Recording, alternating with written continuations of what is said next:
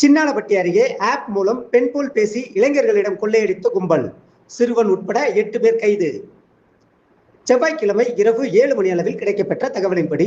திண்டுக்கல் மாவட்டம் ஆத்தூரைச் சேர்ந்த மணிகண்டன் என்பவரிடம் செல்போனில் கிரிண்டர் ஆப் மூலம் பெண் போல் பேசி ஆசையை தூண்டி சின்னாளப்பட்டியை அடுத்த மேலக்கோட்டை அரண்மனை குளக்கரை அருகே வரவழைத்து மணிகண்டன் மீது தாக்குதல் நடத்தி கத்தியை காட்டி மிரட்டி செல்போன் மற்றும் இருசக்கர வாகனத்தை பறித்து சென்றது தொடர்பாக மணிகண்டன் சின்னாளப்பட்டி காவல் நிலையத்தில் புகார் அளித்தார். இதுகுறித்து திண்டுக்கல் மாவட்ட காவல் கண்காணிப்பாளர் பிரதீப் உத்தரவின் பேரில் புறநகர் டிஎஸ்பி சிபிசாய் சௌந்தரியன் மேற்பார்வையில் சின்னாளப்பட்டி காவல் நிலைய ஆய்வாளர் வசந்தகுமார் தலைமையிலான போலீசார் தீவிர விசாரணை மேற்கொண்டு நவீன முறையில் ஏமாற்றி செல்போன் மற்றும் இருசக்கர வாகனத்தை பறித்த அபிநயவேல் மற்றும் சட்டக்கல்லூரியில் 3ஆம் ஆண்டு படிக்கும் முத்துச்செல்வன், வினோத்குமார், வெற்றிவேல் முருகன், அருண்குமார், பிரவீன்குமார், கார்த்திகேயன் மற்றும் 17 வயது சிறுவன் உட்பட 8 பேரை கைது செய்து நீதிமன்றத்தில் ஆஜர்படுத்தி சிறையில் அடைத்தனர்.